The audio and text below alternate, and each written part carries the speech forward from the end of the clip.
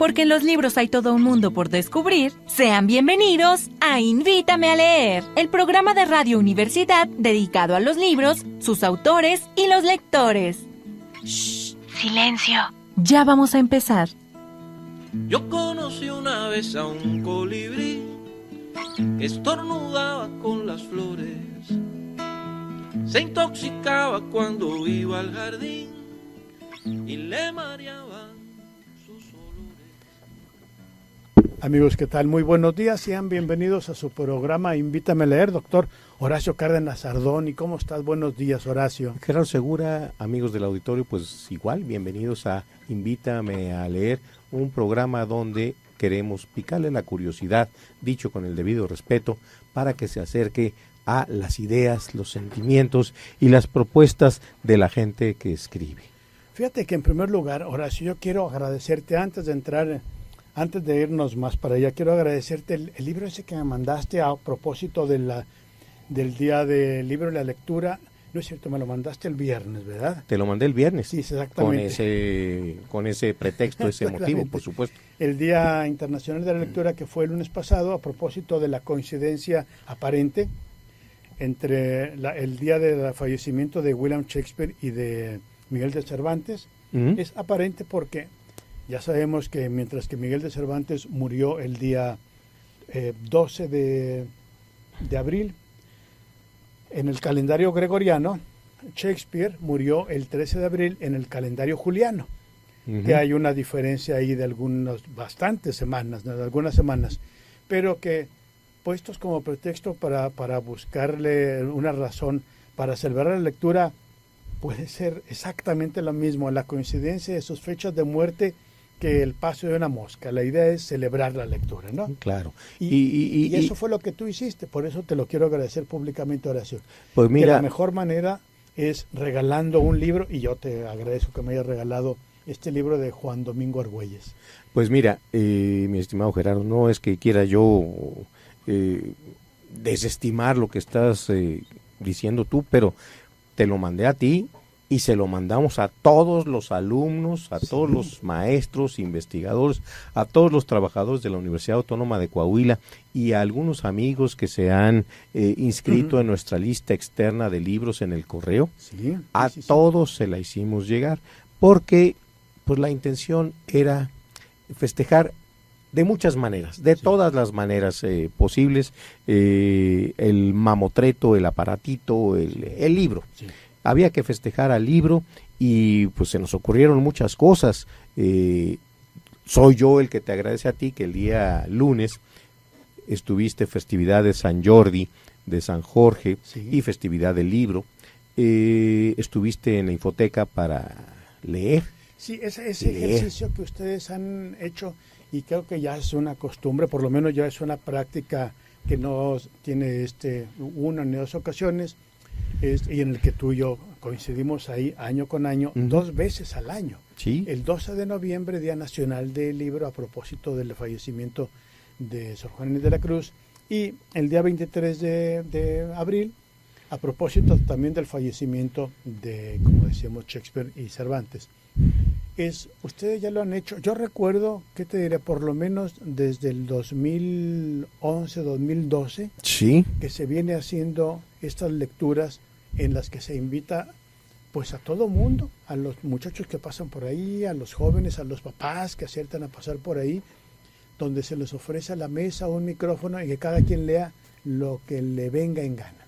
Yo me acuerdo que fue la primera vez que vi un maratón de lectura aquí en Saltillo. Armando Sánchez Quintanilla era director de bibliotecas en el estado y había un pequeño stand en la Plaza de Armas, no es cualquier cosa, en la Plaza de Armas de la capital, y había un pequeño templete, se subía quien fuera pasando, ya que sea que trajera un libro, lo cual no era del todo común, porque pues anda uno de aquí para allá, de allá para acá, no es como tú o como yo que anda cargando libros siempre. No, entonces la gente se subía, le prestaban un libro de los que allí había y a leer. Era pues la primera vista que yo tuve aquí en Saltillo de un maratón de lectura. Sí. Estaba Armando era el director, y ahí estaba, igual que el resto, Sí. echando porras, empezaba a aclararse un poquito la filita, pues él también se apuntaba para leer Sí. y también le leía, y bueno, lo mismo pasó ahora el lunes en la Infoteca Saltillo, en la Infoteca Arteaga, en La Salud, Sí. en Poniente, y en algunas de las foráneas también tuvimos nuestra celebración con un maratón de lectura. Claro. La verdad, algunos de los muchachos se nos quedan viendo, y esos locos que sentados, leyendo en voz alta, pues, y algunos nos ven con pena, otros nos ven con lástima, Claro. uno que otro se decía, uy, pues, está interesante, déjame sentarme. Y bueno, es parte de los festejos, siempre se nos ocurrirá algo. Sí. Hay que reconocer que estas son cosas estrictamente voluntarias. Así es. El que Sí, quiere así es. lee, el que Sí. quiere se sienta a Así es. escuchar, Sí. el que quiere se lleva alguno de los libros que estamos regalando ese día. Todo es voluntario. Sí, así es. Sí, y, sí, sí. y los trabajadores de la Infoteca también se suman de muy buena manera, porque muchos de los libros fueron donados por ellos. Claro. De los libros que tenían en su casa, Juanita Montoya dijo, le voy a pedir a mis hijas que si ya no quieren los libros esos de vampiros, Sí. estamos hablando de la serie entera. De Rudiger. No, de Crepúsculo. de Crepúsculo, sí. Ok, sí, sí, de sí. Crepúsculo. De inmediato, quien los colocó, los puso hasta arriba en el estante, Ajá. porque quiero llevármelos todos. No, Sí. Espérate. Sí, sí, sí. No, eso es para toda la comunidad universitaria, Sí, sí, sí. pues que sea de un libro por persona. Además, traen una etiquetita que dice, cuando lo hayas leído 1, 2, 10 veces Sí. y ya no lo quieras en tu casa, devuélvelo Claro. para que vuelva a circular ese libro. Fíjate que a mí me quitaron, cuando yo trabajaba en gobierno del estado, me quitaban, y no me preguntaban, me quitaban una cantidad de mi sueldo para una aportación voluntaria al PRI, lo cual nunca fue voluntario, desde luego, pero tampoco te preguntaban. Y ya sabemos para dónde iba el dinero para el PRI, así específicamente. Yo tengo todavía mis talones de cheque en el que aparece ahí que es una cooperación para el PRI mientras fui funcionario de gobierno del estado. Y lo que estoy pensando es, ya que tenemos un rector lector, lo Ujú. cual me consta porque hemos hablado antes de que fuera rector, de que rector, pues ya no hay como que mucha chancita. Pero platicamos de libros. Sí. O sea, uno está frente a un lector, no alguien que sabe que se publican libros, sino un lector realmente. Ujú. Y a lo mejor puede ser sí, una cooperación voluntaria Ujú. de profesores, que de por sí el sueldo es pequeño, ¿verdad? Pero de profesores, PTCs, investigadores, funcionarios, para que del sueldo nos pudieran quitar, no sé, 15 pesos, 30 pesos, 50 pesos, y formar un pequeño fondo para comprar libros para este estante como el que ustedes tienen en la Infoteca, Horacio, que sean libros libres.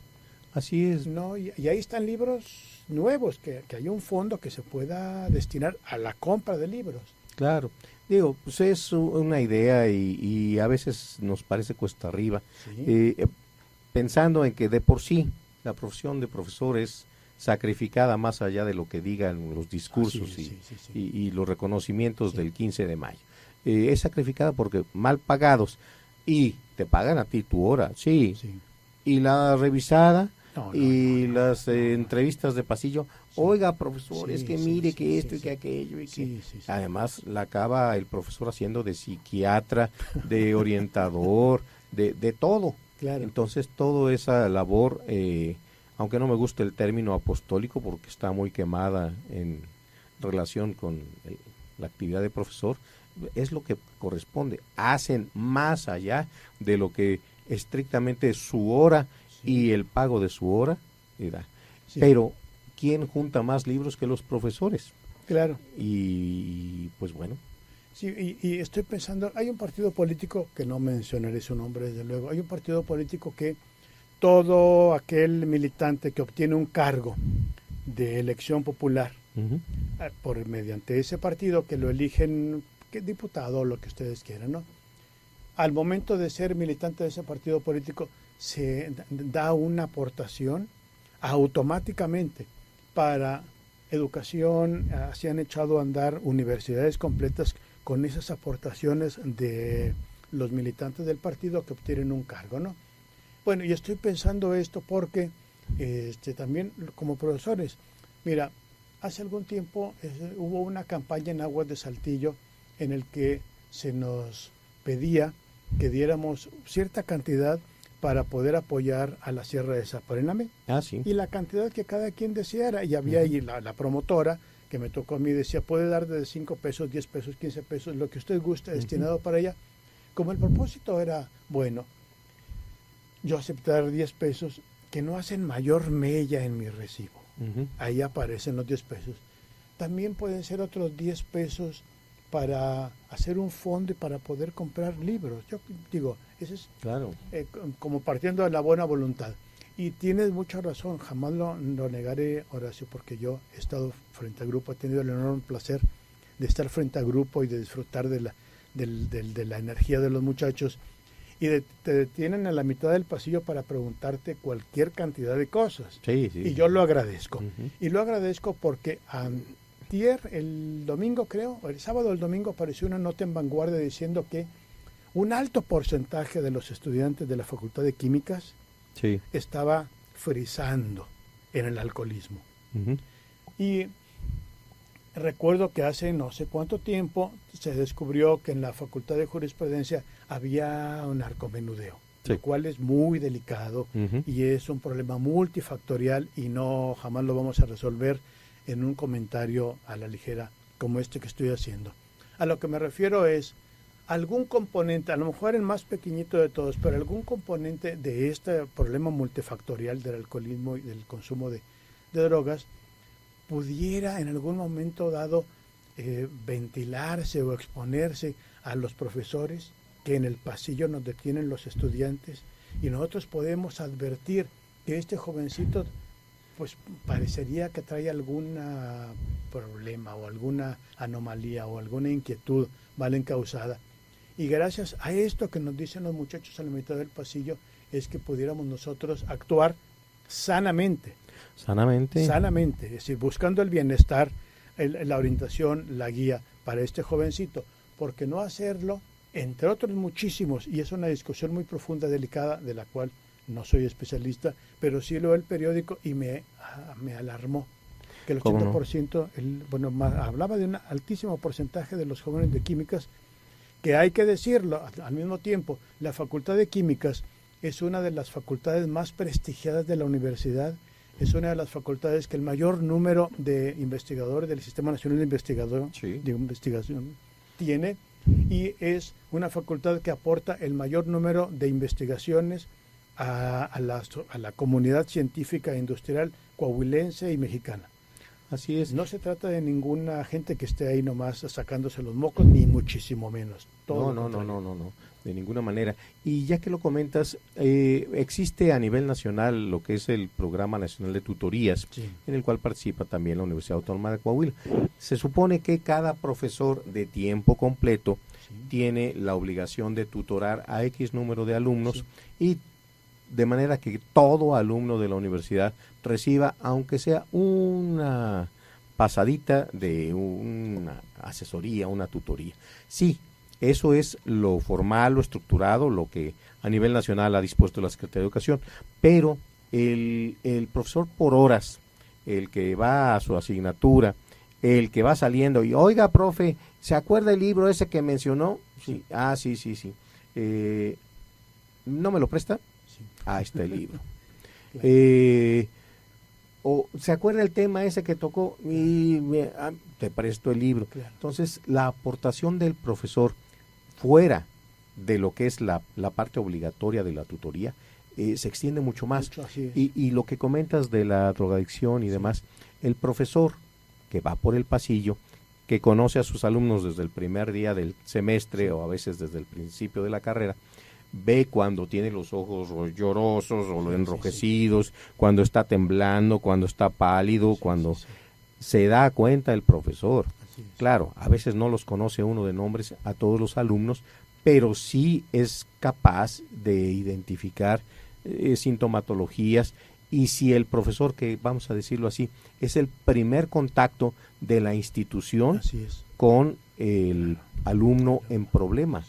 Si lo ve nervioso, cuántas veces no hemos visto alumnos y alumnas que terminaron una relación sentimental, Así es. cuántos embarazos no nos ha tocado allí, pues, ya comentar, orientar, no sabe uno ni qué decir muchas veces, pero dentro de lo que dice la ley y lo que recomienda la estructura de valores de cada quien, dice uno lo que tiene que decir. Claro. Entonces, ese profesor hay que valorarlo, y sobre todo en su papel, hablando de lo nuestro, de promoción de la lectura. Léete esto que te va a sacar tu problema. Ándale, ese era justamente, para allá iba, porque cuando se nos acercan los jóvenes con la mejor de las voluntades, o a lo mejor una mayor necesidad, a plantearnos algún problema, pues yo creo que los profesores o los funcionarios o los trabajadores o cualquier persona a la que se le pida orientación, guía, o que se le haga una confidencia, yo creo que estaría tendría mayores herramientas para poder auxiliar, asistir, guiar, reconfortar, lo que tú quieras, Horacio, ¿Sí? Si se cuenta con un bagaje de lecturas. Claro. ¿No? Y entonces decirle, mira, hay un libro fulano de tal que está en la infoteca, que yo lo vi, o que te lo presto, o que está muy barato en tal parte, donde se aborda este tema. Sí, y comienza uno, porque así son las relaciones con los jóvenes. No me hagas caso a mí, porque siempre creen que va uno a dar el consejo no deseado. Claro. No me hagas caso a mí, pero aquí está esto. Claro. Sí. Péleate tú con el autor, piensa lo que dice el autor, Sí. a lo mejor te da algo de luz sobre el problema que traes ahí atorado. Sí. Creo que es más valioso eso que el tratar de pontificar. Así es. La brecha generacional se da en la falta de escucha de unos con otros. Somos impermeables generacionalmente. Sí. Entonces, pero los libros tienen esa capacidad, a veces, de salvar eso. Lee a Sabater, Ética para Amador, y todos Política para Amador. Sí, muchos de los libros de Sabater son didácticos hasta cierto punto. Es el pensamiento más el didactismo.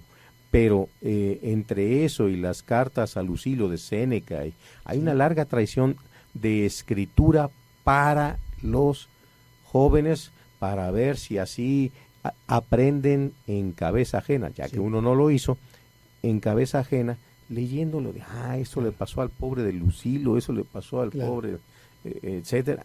Vamos a aprovecharlo, para eso están los libros. Claro, y generalmente a los profesores o a los compañeros se nos abordan los jóvenes, y yo los seguiré agradeciendo desde luego, tanto que lo hagan personalmente como por correo, por mensaje, lo que sea.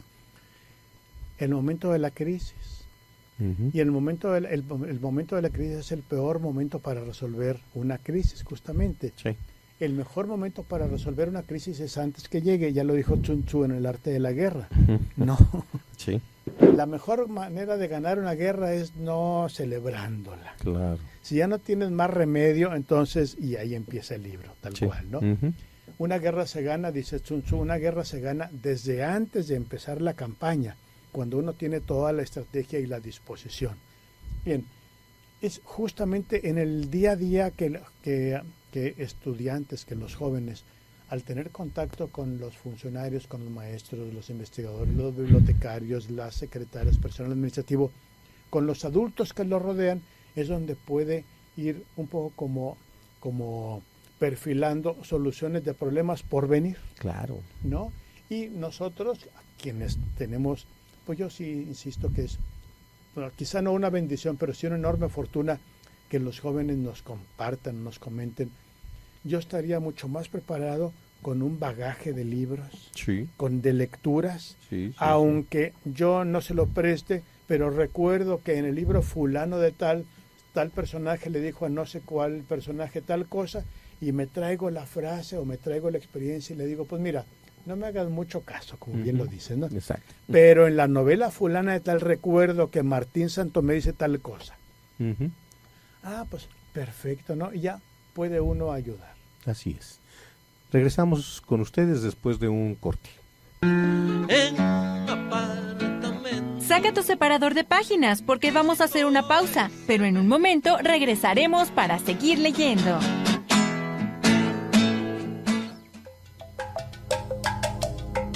La carrera de Historia de la Escuela de Ciencias Sociales de la Universidad Autónoma de Coahuila te invita a escuchar Voz de la Memoria, un lugar de análisis sobre el proceso de formación de nuestra identidad. Escúchalo todos los miércoles a las 12 del mediodía por el 104.1 FM de Radio Universidad, la cultura universitaria en el cuadrante. Radio Universidad, en cumplimiento de la ley, transmite a continuación las siguientes pautas del Instituto Nacional Electoral. Habla Javier Corral. Ricardo Anaya es la mejor opción para México. Es una persona de una gran inteligencia y un pensamiento muy bien estructurado. Xóchitl Gálvez. Estoy con Anaya. Salomón Chertorivsky. Estoy con Anaya. Habla Patricia Mercado. Yo soy Patricia Mercado y estoy con Anaya. Miguel Ángel Mancera. Vamos con Anaya. Diego Fernández de Ceballos. Estoy con Ricardo Anaya porque es un joven brillante y capaz. Ricardo Anaya, de frente al futuro. PAN. Los expresidentes de México reciben una pensión en total de 5 millones de pesos mensuales. Salinas, Cedillo, Fox, Calderón, ni Obama tiene una pensión así. Y no está en ninguna ley, es un acuerdo que firma el presidente que llega porque sabe que cuando termine él se va a beneficiar con esa pensión. Yo voy a llegar a ser presidente de la República y ya no voy a firmar ese acuerdo, se van a terminar las pensiones millonarias a los expresidentes. Andrés Manuel, presidente. Partido del Trabajo. ¿Por qué no te duermes? Yo medio pendiente. ¿Por lo de Julia? Sí, ahora que tenemos maestras tan bien preparadas y que Julia está tan contenta. El PG quiere echar atrás la reforma. Ni siquiera quiere que los niños aprendan inglés. Tengo miedo. Tranquila, va a ganar mí. Confía en mí, voy a ser tu presidente. Y en mi gobierno, los maestros van a estar mejor capacitados y mejor pagados. José Antonio Meade, candidato a presidente de la República por la coalición Todos por México, PRI-PBM Nueva Alianza, PRI. Conoce la vida y obra de los personajes y acontecimientos de la historia, el arte y la música, en Encuentros con la Historia. Todos los miércoles a las 6 de la tarde por el 104.1 de FM. Radio Universidad. Audioactiva tus ideas. El Sistema Universitario de Radio de la Universidad Autónoma de Coahuila, en el bien fincamos el saber, transmite en Saltillo a través de XHUACS 104.1 MHz de frecuencia modulada. La cultura universitaria en el cuadrante. Ya estamos de regreso. Abre tu libro para seguir leyendo.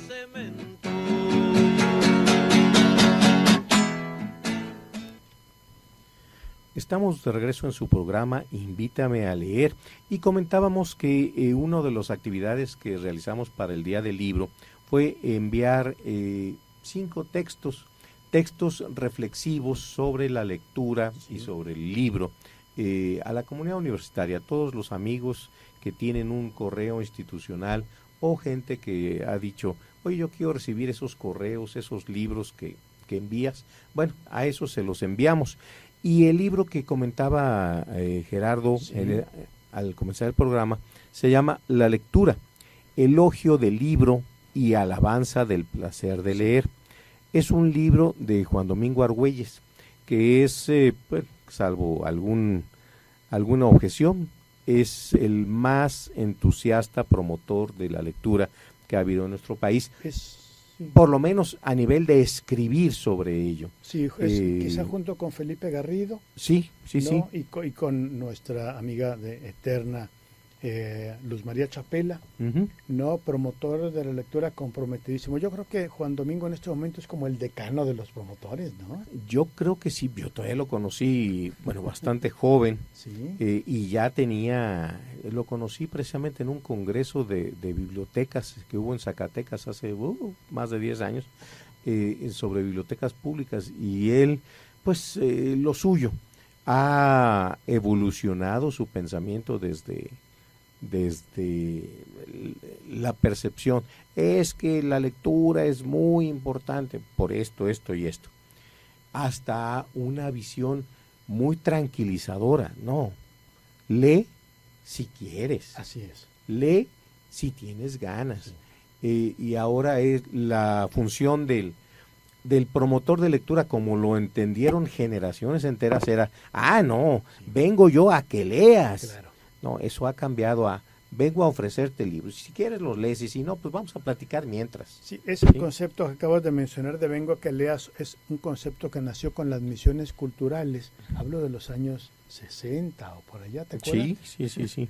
Pero se remonta a la época de los evangelizadores. Sí, exactamente. En la letra con sangre entra. Sí, tal cual. Y además tiene que gustarte. Sí. No, ya estamos ahí entrando en cosas muy tenebrosas. Y este es, bueno, quiero decir que este libro de Juan Domingo Argüelles es un libro compuesto por reflexiones, no básicamente reflexiones en torno a la lectura. Entonces diríamos que es un libro de reflexiones de un lector sobre la lectura, sí, no a semejanza del libro de Manguel, de Alberto Manguel, ¿no? Sí, cómo no. Que es como que uno de los grandes lectores de América Latina y que reflexiona en torno a la lectura. Y esto que estás diciendo, Horacio, en el caso de una orden, tienes que leer por tales razones, porque lo digo yo, dice Juan Domingo Argüelles en una de estas reflexiones que sí, me permite, lo voy a leer, claro. Dice, la lectura tiene que dejar de ser un tema de oportunidad y de discurso oportunista para convertirse en una realidad cotidiana. Tiene que dejar de ser simplemente un tema para convertirse en un asunto de todos los días. Cuando ya no necesitemos insistir tanto en la gran importancia y en los enormes beneficios de la lectura, sabremos entonces que leer es de veras importante y que nos ha beneficiado. Muy bien, sí, es la idea. Tiene otra reflexión que a mí me llegó mucho, sí. Porque conste, estamos hoy a día 25, el día del libro fue el día 23, y como suelen ser las cosas, pues ya no nos acordamos de todas nuestras promesas de, voy a leer un libro cada, eso ya pasó. Claro. Pero el libro de Juan Domingo comienza así: la lectura, como un simple tema coyuntural, cada 23 de abril en el mundo y cada 12 de noviembre en México, tiene mucho de discutible y de fingido. Me recuerda a las celebraciones que se hacen a la mujer y a la madre, a quienes se les homenajea el 8 de marzo y el 10 de mayo respectivamente, a cambio de ser olvidadas, relegadas, ignoradas o lo que es peor, maltratadas y vejadas en los demás días del año. Si la mujer, la madre y la lectura son de veras tan importantes como decimos, tendríamos que celebrarlas todos los días. Este es el concepto más, es una de las ideas más importantes del libro, de las más llegadoras. ¿Por qué tenemos que tener esa visión calendárica del Día de la Madre, del Día del Maestro, del Día del Agua, de la Naturaleza, el Día del Árbol y el Día de la Lectura? Claro. Si vamos a ser comprometidos con la lectura, leamos un poquito cada día. Si vamos a ser comprometidos con el Día de la Madre, hello mamá, todos los días, un telefonazo, un saludo, un reconocimiento, una mirada, lo que sea. Y con la mujer igual, con el profesor igual. ¿Saben lo que representa para el profesor estar lidiando con 20, 30, 50 personas que no le hacen caso de nada, donde el profesor les ve cara de, como dicen los jóvenes, cara de what? A veces ni what, nada, está cara de cero. Entonces, bueno, todo eso, si lo cambiáramos en nuestra manera de pensar, no voy a decir que hagamos acciones concretas, no estaría tan malo, acciones concretas para cada uno de los días que sí festejamos. Ahí está el arbolito, le voy a echar agüita. Sí, claro. Ahí está el agüita con que trapearon la casa, se la voy a echar al arbolito. El día de la tierra que apagamos un foco, apágalos todos los días. Todos los días, claro. ¿Por qué nada más una hora al año? Así no estamos resolviendo nada. Sí. En respecto a la lectura, sí, efectivamente nosotros no leemos con la asiduidad con la que nuestro cerebro nos lo agradecería y nuestro cuerpo. Ya en general ya sabemos que la lectura fortalece el cerebro es un músculo, eso ya lo sabemos, como también escuchar música de concierto fortalece el cerebro, como ver imágenes armónicas en los museos también fortalece el cerebro, como tener conversaciones, no monólogos alternados, que eso es con frecuencia lo que tenemos. Dos personas se reúnen a desarrollar su propio tema y solo esperan a que la otra persona termine de hablar para hablar de tu asunto y luego te callas y la otra persona habla de su asunto, y esos son monólogos alternados. Sino un diálogo de escucha y crecimiento, eso fortalece el cerebro. ¿Por qué nosotros no leemos? Porque carecemos de un ambiente lector. ¿Por qué nosotros somos afectos al fútbol? Porque papá, desde que nos tiene en sus brazos, está viendo fútbol en la televisión y a la hora de la comida habla de fútbol o de béisbol o de carnes asadas, y porque nos lleva al estadio o al llano a practicar el fútbol, el béisbol, lo que sea, y porque los compadres, amigos de mi papá, vienen a casa y hablan de fútbol. Entonces, o de box, o de base, o de soft, o de lo que cada quien guste. Eso es lo que yo voy a practicar, porque hay un estímulo y yo soy la respuesta. Sí. Cuando falta un ambiente lector, pues entonces andamos ahí un poquito como falto de ese estímulo. ¿Cuántas veces hemos visto a nosotros libros en nuestra casa? Llegamos a casa y está mamá o papá leyendo, o está mamá o papá hablando de un libro, de una novela que están leyendo, de un ensayo, de decir, oye, acabo de leer esto que tú mencionabas, La ética para Amador, y creo que sí nos puede ayudar para educar a estos huercos, o no nos puede ayudar, o el autor está loco, o pienso que lo que cada quien quiera.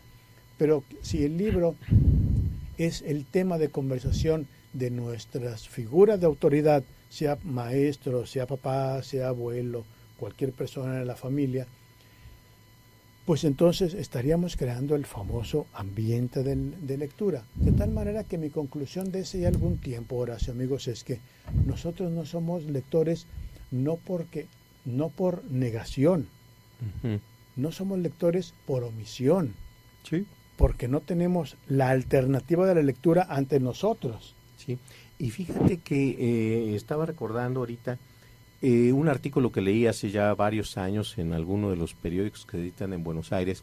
Resulta que allá también hay el equivalente del Infonavit, Instituto de la Vivienda, lo que sea. Pero con una característica. Empezaron a tomar la decisión de que así como te entregan la casa con un baño completo, con el jardincito puesto, incluso ahora con unos paneles solares arriba para el calentador, te la entregan con una biblioteca. Una biblioteca ya atornillada allí, el librerito, con unos 100 títulos. 100 títulos, voy a decirte, económicos en cuanto a que son casas de interés social. No es demasiado pretenciosa la biblioteca, pero sí, ya está el sitio allí, que si, no, me choca eso, voy a quitarlo. Se va a ver el hueco de que quitaste el librero.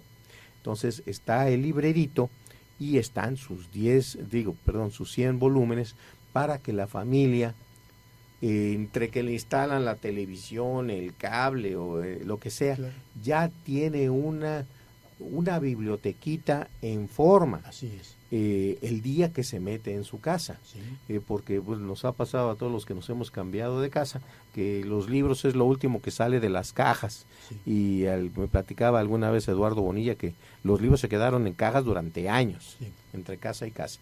Bueno, esto es, ¿por qué? Porque hay que crear ese ambiente lector. ¿Sí? Los libros están allí.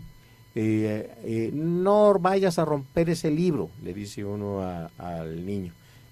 Hasta eso sirve para evitar que, pero los niños de bebés juegan con todo y pues, sí, a veces rompen uno que otro libro. Hay libros para niños en esa biblioteca para que los jueguen, los muerdan, los pinten, todo. ¿Para qué? Para que haya el contacto con el libro. Si también lo ponemos como un libro sagrado, de esos que estaban en los monasterios encadenados y con candado, así nadie los va a leer. En cambio, los libros que son accesibles porque uno los ha tocado, ay, mira, esta raya la puse yo cuando yo era chico. Sí, pero ahí está el libro, claro. Ahí está la raya, ahí está la prueba de la interacción que hubo. Claro. Ahí está tu presencia. Oye, Horacio, esto que estás comentando, creo que pudiéramos invitar a los amigos que nos acompañan por la radio para poder hacer una biblioteca básica. Nosotros hablamos mucho de libros y invitamos a leer, que es nuestro papel aquí, que lo hacemos con muchísimo gusto. Y desde luego que hay personas, y lo comentaba el otro día, una persona de la papelería, del cibercafé a la que voy ahí por la casa, me preguntó, oye, yo tengo que regalarle algo a una profesor que me ayudó con mi tesis, pero no quiero regalarle algo de la especialidad. ¿Qué novela me recomienda que le pueda regalar? Y estuvimos barajando hoy algunos títulos, ¿no? Bien, yo me imagino que una persona interesada en leer, que le gusta la lectura y que no ha tenido tiempo o no ha tenido orientación o no ha tenido lo que querramos, quizá se preguntara, bueno, si voy a hacer una biblioteca, ¿cuáles son los libros que yo debería leer en los últimos 10 años de vida que me quedan, o 15 o 20?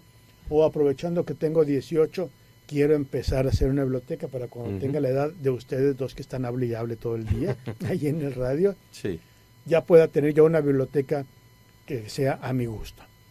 Entonces, amigos, los invitamos para que nos llamen al 482-6995.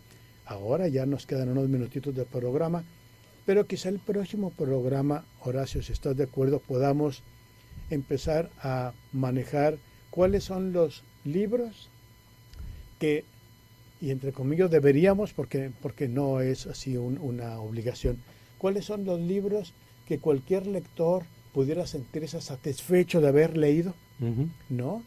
Y que nosotros pudiéramos sugerirle. Claro. Por ejemplo, todo el mundo nos dice, tienes que leer El Quijote de la Mancha, lo cual es cierto, pero no a los 18 años. El Quijote se lee a los 50 años, cuando ya hay una vida para contrastar contra lo que dice el Quijote. Sí. Porque básicamente es un libro de moral, de costumbres, de educación, de todo lo que se quiera. Y a los 18 o 20 años tenemos un proyecto de vida. En general, quiero decir. Claro. Vemos como los adolescentes a menor edad se están suicidando aquí en Saltillo, que es una herida abierta que tenemos como sociedad. Y uno diría, no, pues si llegó a esa conclusión de suicidarse a los 13 y 15 años, es porque ya hubo una vida suficientemente llena de elementos y de contrastes que lo llevó a tomar tal decisión, ¿no?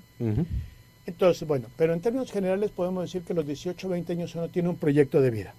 Sí.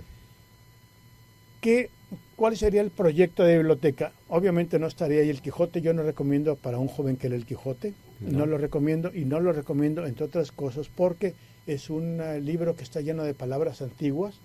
Entonces, a la hora que uno encuentre la palabra plugir, pues no me pluje ir a buscar al diccionario. Así es, tal cual. Y puedo cerrar el libro, ¿no? O llantar, ¿no? Sí, pues, si invitas tú a llantar, llantamos, y si no... Pues, si hay que llantar en la mesa, llantamos, si no, no. Bueno, por una parte. Por otra parte, porque está escrito con la mentalidad del siglo XVI, tal cual, del siglo XVII. Sí, okay. Sí. Pero sí invitaría, por ejemplo, a los jóvenes a que en su biblioteca inicial tuvieran Lolita. Sí. Es un libro muy inmediato, muy parte de la realidad de los jóvenes, de los adolescentes y de su interacción con los adultos. Así es, sí. Lolita, a lo mejor no lo hubiera pensado yo de momento, pero ya que lo dices, exacto. Es un libro que le habla al lector. ¿A qué lector? Si ya eres adulto, te habla como adulto. Oye, tú eres como el profesor. o eres como la Lolita, o eres como los compañeros de Lolita. Entonces, es un libro muy, le dicen llegador, no me gusta mucho la expresión, pero muy relacionado con la vida cotidiana de las personas. Sí, el Quijote, pues es una persona ya de edad, don Alonso. ¿Y con quién se identifica uno? ¿Con Alonso, con Sancho, con el sacerdote? Con sacerdote, con el hostelano, ¿con quién? Entonces, esa Lolita es uno de todos los hombres y a veces algunas chicas han tenido un apasionamiento con una Lolita. O por lo menos una fantasía. Con una fantasía. Así es. Entonces, a la hora que ve uno eso, es un, como dicen los jóvenes, toing, es un golpe visual, emocional. Es que me están hablando a mí. Claro, sí. O a alguien que yo conozco muy de cerca. Mira lo que hacía. Sí. Entonces, Claro. esa clase de libros. Puede ser un libro políticamente incorrecto porque se trata de la seducción que hace una casi niña, ¿no? Menor de edad, muy menor de edad, hacia un, pues el padrastro. Y es políticamente incorrecta porque sabemos que en nuestra sociedad lo que abunda es justamente los problemas al interior de las familias en las que está un padrastro y que hay una jovencita, un adolescente y con los atributos propios de la juventud, Claro, ni más claro. ni menos, frescura, claridad, belleza hasta en la sonrisa, todo lo demás. Pero justamente por eso, porque sabemos que existe una situación con mucha frecuencia, con más frecuencia de la que quisiéramos ver en las casas y en la sociedad, es porque yo propondría a Lolita como uno de los libros para la biblioteca básica. Y otro de los libros es Batallas en el Desierto, de José Emilio Pacheco. Este libro donde un jovencito, un niño de la primaria se enamora de la mamá de su amiguito de la primaria. Y no solo se enamora de ella, porque la ve cuando están haciendo la tarea y la señora amablemente les da galletas y leche para que el refrigerio en lo que hacen los mapas de su estado, etcétera, sino que tiene el atrevimiento de ir y decírselo. Sí. Le toca la puerta, abre la puerta a la señora y ve al amiguito de su hijo y le dice, ¿qué onda? ¿Andas buscando a tal? Está en la escuela, tú también deberías estar en la escuela. No, señora, yo vengo a decirle que la amo. Lo cual, claro. Y eso es, o sea, por eso pienso en libros en los que podamos identificarnos. Y si yo hubiese leído ese libro cuando tenía esa edad, yo nunca estuve enamorado de ninguna mamá de mis amiguitos, de ninguna, porque todas para mí eran pues la mamá de los amiguitos, ¿no? Sí, Y sí, una sí. señora, en fin. Pero sí tuve algunas fantasías con una que otra maestra mía en la secundaria. Y me Claro. hubiera encantado poder leer Batallas en el Desierto, por ejemplo. Sí, bueno, es que en el libro, más bien, uno se ciñe a un par de ideas y profundiza en ellas hasta el envenenamiento. Sí. En cambio lo lee uno a sabiendas de que es un libro, una novela, un cuento, pero ya tiene una visión paralela. Pues es que me puede pasar eso. Sí. No, es que, pues voy a hacer lo que hizo este. No tanto la imitación ni que esté uno recomendando, hágase así, esto es. No, es el verse reflejado en un hecho para saber cómo actuar. Volvemos a lo mismo, lo planteado hace algunos minutos, aprender en cabeza ajena. Sí. Esto es lo que pasó. Hay un libro de Javier Velasco que se llama Luna en las rocas. Sí. No es nada recomendable hacer lo que dice allí. Pues son alrededor de 100 cuentitos, si no me acuerdo mal, 100 cuentitos muy cortitos de la vida nocturna de la Ciudad de México. Sí. Y algunas cosas son pues lo que hace cualquier habitante de la Ciudad de México y otras son cosas que jamás haría una persona medio cuerda en la Ciudad de México. Pero ahí vamos y las hacemos. Entonces esa visión de la Ciudad de México en la noche, vista por un autor obvio, noctámbulo, dice, pues esta y estas sí, y estas ni por casualidad, pero al menos ya sabe uno que existen. Entonces es otro libro que, no vivimos en la Ciudad de México, pero si alguna vez la visitamos, no estaría de más echarle un ojito a este libro y decir, es que esto que decían de la Plaza Garibaldi, de los arrancones en Insurgentes, de los bares gay, de etcétera, todo lo que toca este maravilloso libro de Luna Llena en las Rocas, de Javier Velasco, es para decir, esto hay y esto vale la pena que esté para que lo consultemos. Así es. Y también otro libro que nos habla, pero ya no para los jóvenes en este caso, sino que nos habla sobre qué pasa cuando un adulto, un varón adulto se enamora de una joven no menor de edad, en este caso, sino un viudo, que estoy hablando de un viudo que amantísimo esposo hasta el momento en el que su esposa lo deja, que muere, y él se encuentra una joven y se enamora blanca y tiernamente, ¿no? La tregua, de Mario Benedetti. Sí. Un libro que se deja leer perfectamente y que nos mete en el alma de los jubilados. La soledad, la expectación del padre ante la vida de los hijos que llegan, se cambian, ahorita vengo, se van, ¿a dónde van? Ver a la hija abrazada del novio en la calle a deshoras, y los planteamientos que nos hacemos los padres, bueno, yo soy el ridículo, eso así es. En mi época no era así, y sí era, pero bueno. Van cambiando las épocas y las formas de concebirlo. Pues creo que La Tregua es un libro que, si una persona está pensando en hacer su biblioteca, creo que La Tregua es un libro que pudiera estar ahí, justamente porque son libros que son una especie de espejos, digamos, ¿no? Uno abre el libro y se encuentra con un espejo y se va reflejando a lo largo de las páginas. Ese es el objetivo. Y a lo largo de estos reflejos uno se va conociendo. De pronto uno sabe que trae una espinilla del tamaño del monumento en la frente y anda por la calle como si nada.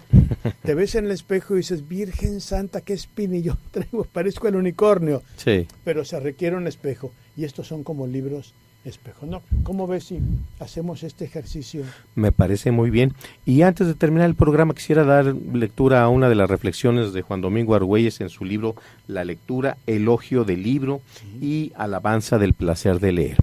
Dice, la lectura de libros no debería ser jamás una obligación, y menos aún un deber estéril, que es aquel al que somos sometidos sin encontrar ni saborear jamás el fruto prometido. Tendríamos que conseguir que sea una pasión creativa y recreativa, que despierte nuestras capacidades dormidas y no que nos adormezca en el tedio y en la insatisfacción de estar haciendo algo que no queremos y que nos fue impuesto por el único motivo de que leer es bueno y políticamente correcto. Leer es placentero. Es uno de los placeres que nos dio la naturaleza. Horacio, así es. Muchas gracias a nuestro auditorio. Si no disponen otra cosa, nos escuchamos el próximo miércoles a las 11 de la mañana. Hasta entonces. Como falto de ese estímulo, ¿cuántas veces hemos visto a nosotros libros en nuestra casa? Llegamos a casa y está mamá o papá leyendo, o está mamá o papá hablando de un libro, de una novela que están leyendo, de un ensayo, de decir, oye, acabo de leer esto que tú mencionabas, La ética para Amador, y creo que sí nos puede ayudar para educar a estos huercos, o no nos puede ayudar, o el autor está loco, o pienso que lo que cada quien quiera. Pero si el libro es el tema de conversación de nuestras figuras de autoridad, sea maestro, sea papá, sea abuelo, cualquier persona de la familia, pues entonces estaríamos creando el famoso ambiente de lectura. De tal manera que mi conclusión de ese ya algún tiempo, Horacio, amigos, es que nosotros no somos lectores no por negación, no somos lectores por omisión, sí, porque no tenemos la alternativa de la lectura ante nosotros. Sí, y fíjate que estaba recordando ahorita un artículo que leí hace ya varios años en alguno de los periódicos que editan en Buenos Aires. Resulta que allá también hay el equivalente del Infonavit, sí, Instituto de la Vivienda, que sea. Pero con una característica.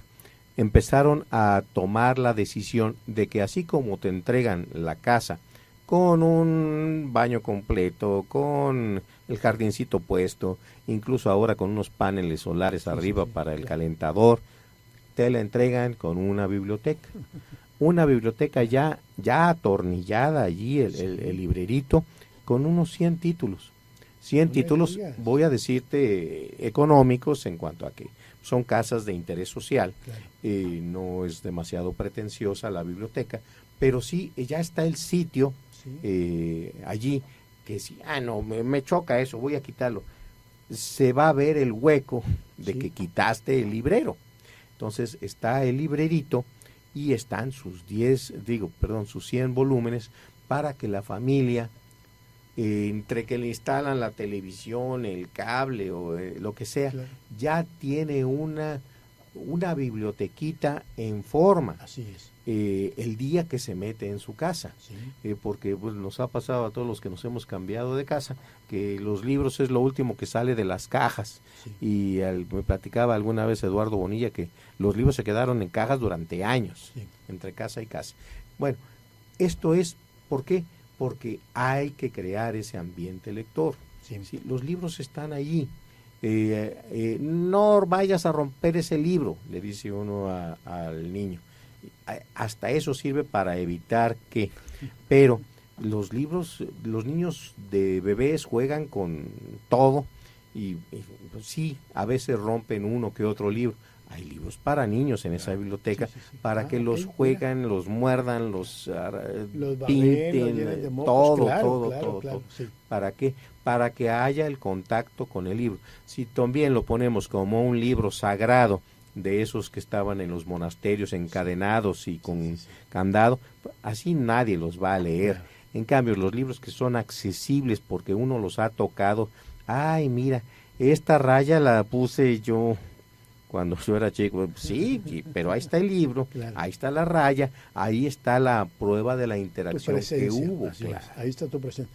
Oye, Horacio, esto que estás comentando, creo que pudiéramos invitar a los amigos que nos acompañan por la radio para poder hacer una biblioteca básica. Nosotros hablamos mucho de libros y invitamos a leer, que es nuestro papel aquí, que lo hacemos con muchísimo gusto. Y desde luego que hay personas, y lo comentaba el otro día, una persona de la papelería del cibercafé a la que voy ahí por la casa, me preguntó, oiga, tengo que regalarle algo a una profesor que me ayudó con mi tesis, pero no quiero regalarle algo de la especialidad. ¿Qué novela me recomienda que le pueda regalar? Y estuvimos barajando hoy algunos títulos, ¿no? Bien, yo me imagino que una persona interesada en leer, que le gusta la lectura y que no ha tenido tiempo, o no ha tenido orientación, o no ha tenido lo que querramos, quizá se preguntara, bueno, si voy a hacer una biblioteca, ¿cuáles son los libros que yo debería leer en los últimos 10 años de vida que me quedan, o 15 o 20? O aprovechando que tengo 18, quiero empezar a hacer una biblioteca para cuando tenga la edad de ustedes dos que están hable y hable todo el día, ahí en el radio, sí, ya pueda tener yo una biblioteca que sea a mi gusto. Entonces, amigos, los invitamos para que nos llamen al 482-6995. Ahora ya nos quedan unos minutitos del programa, pero quizá el próximo programa, Horacio, si estás de acuerdo, podamos empezar a manejar cuáles son los libros que, y entre comillas deberíamos, porque no es así una obligación, cuáles son los libros que cualquier lector pudiera sentirse satisfecho de haber leído, ¿no? Y que nosotros pudiéramos sugerirle. Claro. Por ejemplo, todo el mundo nos dice, tienes que leer El Quijote de la Mancha, lo cual es cierto, pero no a los 18 años. El Quijote se lee a los 50 años, cuando ya hay una vida para contrastar contra lo que dice el Quijote. Sí. Porque básicamente es un libro de moral, de costumbres, de educación, de todo lo que se quiera. Y a los 18 o 20 años tenemos un proyecto de vida.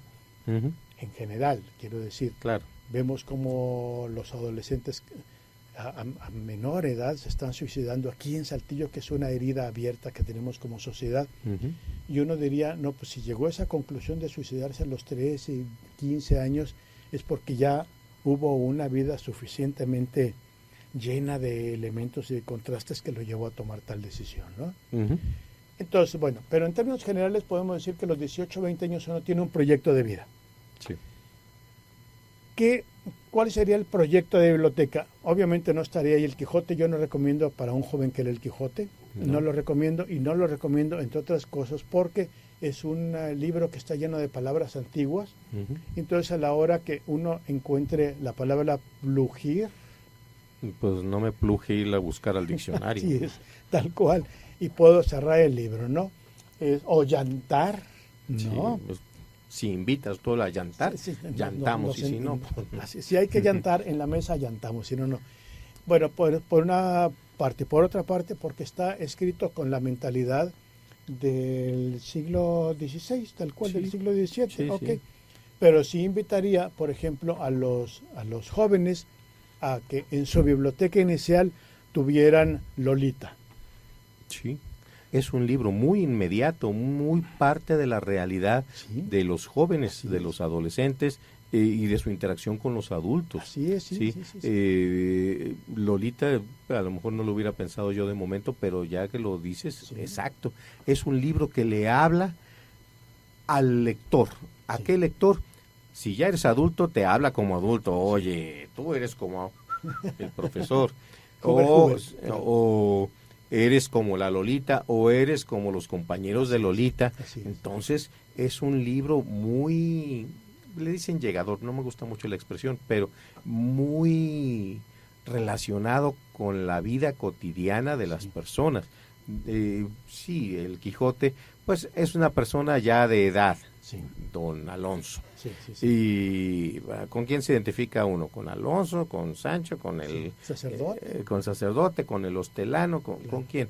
Entonces, esa Lolita es uno de todos los hombres y a veces algunas chicas han tenido un apasionamiento con una Lolita. O por lo menos una fantasía. Con una fantasía. Así es. Entonces, a la hora que ve uno eso, es un, como dicen los jóvenes, toing, es un golpe visual, emocional. Es que me están hablando a mí. Claro, sí. O a alguien que yo conozco muy de cerca. Mira lo que hacía. Sí. Claro. Entonces, esa clase de libros. Puede ser un libro políticamente incorrecto porque se trata de la seducción que hace una casi niña, ¿no? Menor de edad, muy menor de edad, hacia el padrastro. Y es políticamente incorrecta porque sabemos que en nuestra sociedad lo que abunda es justamente los problemas al interior de las familias en las que está un padrastro y que hay una jovencita, un adolescente y con los atributos propios de la juventud, ¿no? Claro, ni más ni menos, frescura, claridad, belleza, hasta en la sonrisa, todo lo demás. Pero justamente por eso, porque sabemos que existe una situación con mucha frecuencia, con más frecuencia de la que quisiéramos ver en las casas y en la sociedad, es porque yo propondría a Lolita como uno de los libros para la biblioteca básica. Y otro de los libros es Batallas en el desierto, de José Emilio Pacheco. Este libro donde un niño de la primaria se enamora de la mamá de su amiguito de la primaria, y no solo se enamora de ella, porque la ve cuando están haciendo la tarea y la señora amablemente les da galletas y leche para que el refrigerio en lo que hacen los mapas de su estado, etcétera, sino que tiene el atrevimiento de ir y decírselo. Sí.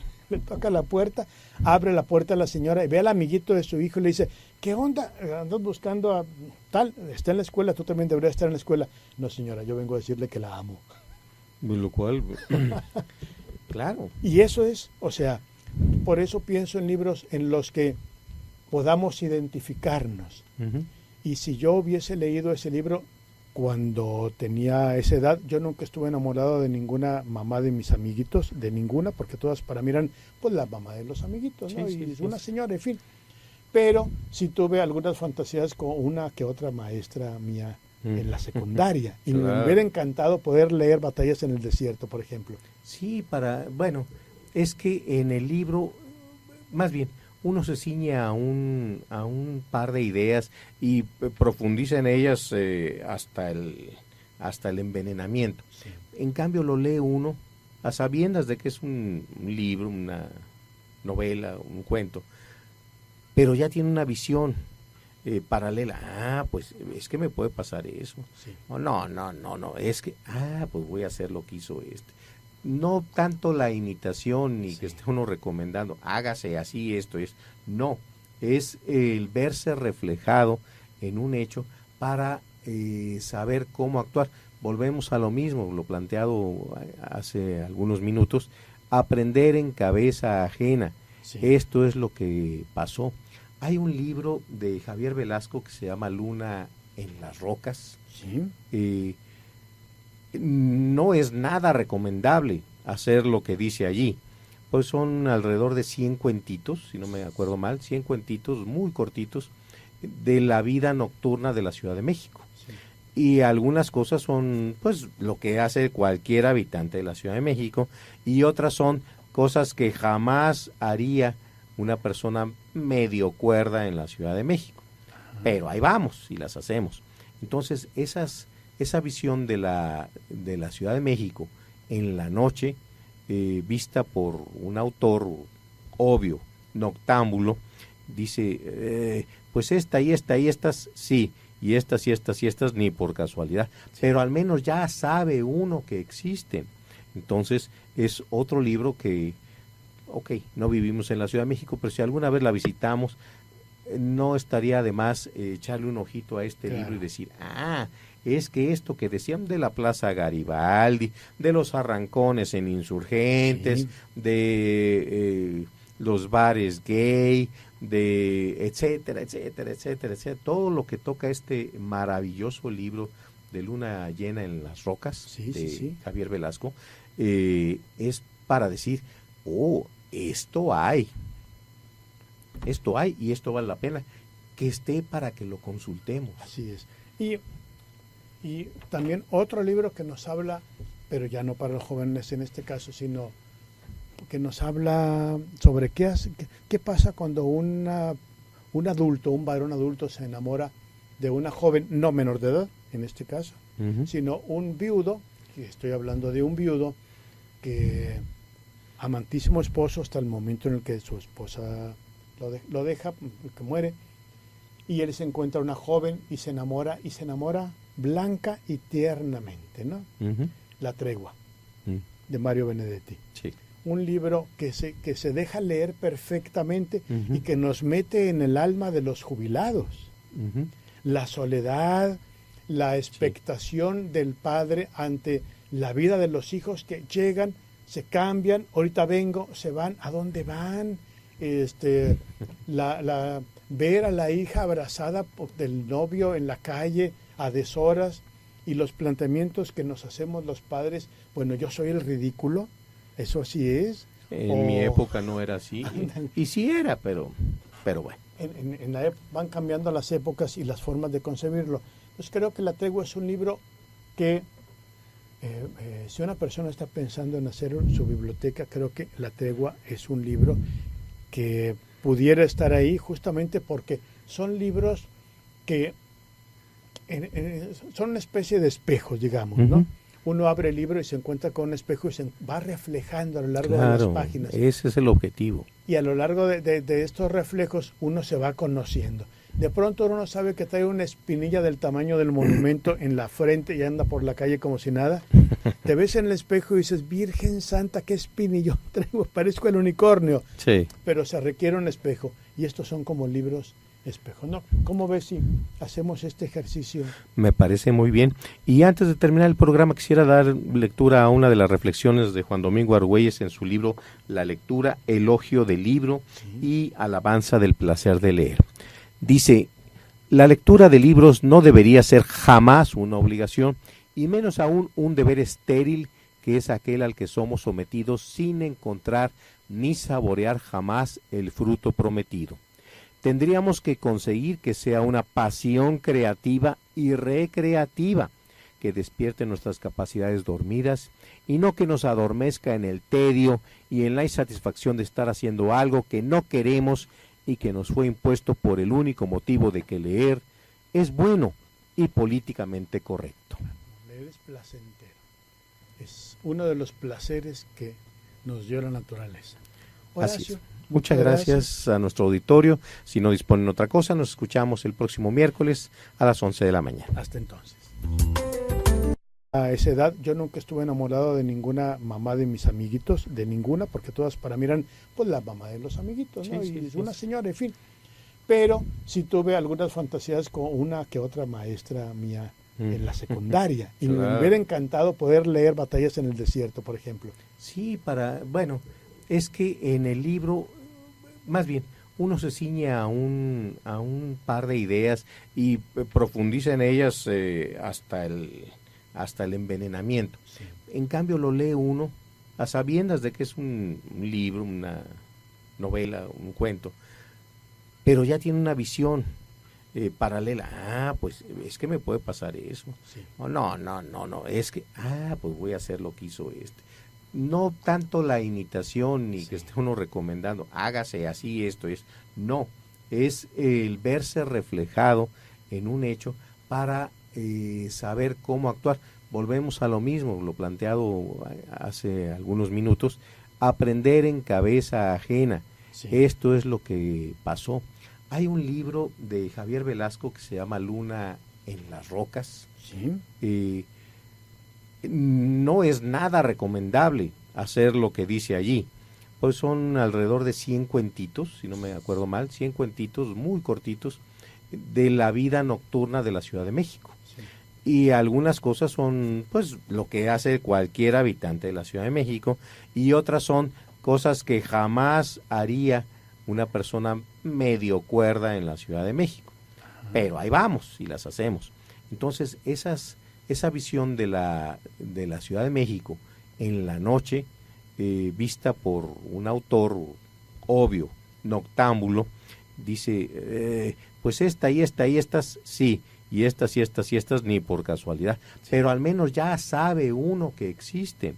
Entonces es otro libro que, no vivimos en la Ciudad de México, pero si alguna vez la visitamos, no estaría de más echarle un ojito a este libro y decir, es que esto que decían de la Plaza Garibaldi, de los arrancones en Insurgentes, de los bares gay, de etcétera, todo lo que toca este maravilloso libro de Luna Llena en las Rocas, de Javier Velasco, es para decir, esto hay y esto vale la pena que esté para que lo consultemos. Así es. Y también otro libro que nos habla, pero ya no para los jóvenes en este caso, sino que nos habla sobre qué pasa cuando un adulto, un varón adulto se enamora de una joven no menor de edad, en este caso, sino un viudo, que estoy hablando de un viudo que amantísimo esposo hasta el momento en el que su esposa lo deja, que muere, y él se encuentra una joven y se enamora blanca y tiernamente, ¿no? La Tregua, de Mario Benedetti. Sí. Un libro que se deja leer perfectamente y que nos mete en el alma de los jubilados.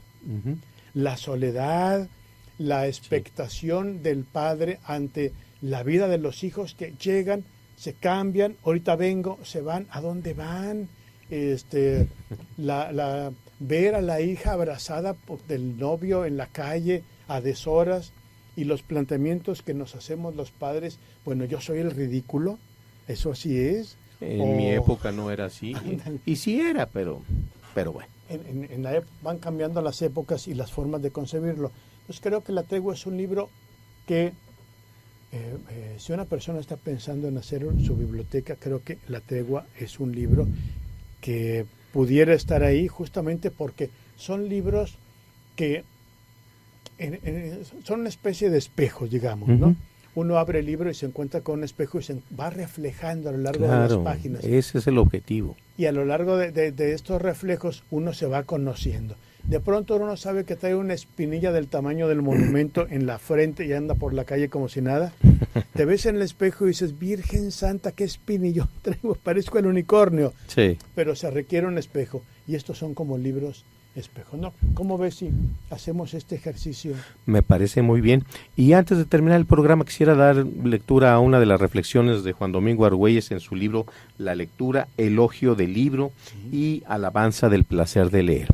Dice, la lectura de libros no debería ser jamás una obligación, y menos aún un deber estéril, que es aquel al que somos sometidos sin encontrar ni saborear jamás el fruto prometido. Tendríamos que conseguir que sea una pasión creativa y recreativa, que despierte nuestras capacidades dormidas y no que nos adormezca en el tedio y en la insatisfacción de estar haciendo algo que no queremos y que nos fue impuesto por el único motivo de que leer es bueno y políticamente correcto. Leer es placentero. Es uno de los placeres que nos dio la naturaleza. Horacio, así es. Muchas gracias a nuestro auditorio. Si no disponen otra cosa, nos escuchamos el próximo miércoles a las 11 de la mañana. Hasta entonces. Y los planteamientos que nos hacemos los padres, bueno, yo soy el ridículo, eso así es. En mi época no era así, y sí era, pero bueno. Van cambiando las épocas y las formas de concebirlo. Pues creo que La Tregua es un libro que, si una persona está pensando en hacer su biblioteca, creo que La Tregua es un libro que pudiera estar ahí justamente porque son libros que son una especie de espejos, digamos, ¿no? Uno abre el libro y se encuentra con un espejo y se va reflejando a lo largo de las páginas. Ese es el objetivo. Y a lo largo de estos reflejos uno se va conociendo. De pronto uno sabe que trae una espinilla del tamaño del monumento en la frente y anda por la calle como si nada. Te ves en el espejo y dices, Virgen Santa, qué espinillón traigo, parezco el unicornio. Sí. Pero se requiere un espejo. Y estos son como libros espejo, ¿no? ¿Cómo ves si hacemos este ejercicio? Me parece muy bien. Y antes de terminar el programa, quisiera dar lectura a una de las reflexiones de Juan Domingo Argüelles en su libro La lectura, elogio del libro y alabanza del placer de leer. Dice, la lectura de libros no debería ser jamás una obligación, y menos aún un deber estéril, que es aquel al que somos sometidos sin encontrar ni saborear jamás el fruto prometido. Tendríamos que conseguir que sea una pasión creativa y recreativa, que despierte nuestras capacidades dormidas y no que nos adormezca en el tedio y en la insatisfacción de estar haciendo algo que no queremos y que nos fue impuesto por el único motivo de que leer es bueno y políticamente correcto. Leer es placentero. Es uno de los placeres que nos dio la naturaleza. Horacio, así es. Muchas gracias a nuestro auditorio. Si no disponen otra cosa, nos escuchamos el próximo miércoles a las 11 de la mañana. Hasta entonces. Aquel al que somos sometidos sin encontrar ni saborear jamás el fruto prometido. Tendríamos que conseguir que sea una pasión creativa y recreativa, que despierte nuestras capacidades dormidas y no que nos adormezca en el tedio y en la insatisfacción de estar haciendo algo que no queremos y que nos fue impuesto por el único motivo de que leer es bueno y políticamente correcto. Leer es placentero. Es uno de los placeres que nos dio la naturaleza. Horacio, así es. Muchas gracias a nuestro auditorio. Si no disponen otra cosa, nos escuchamos el próximo miércoles a las 11 de la mañana. Hasta entonces. Leer es placentero.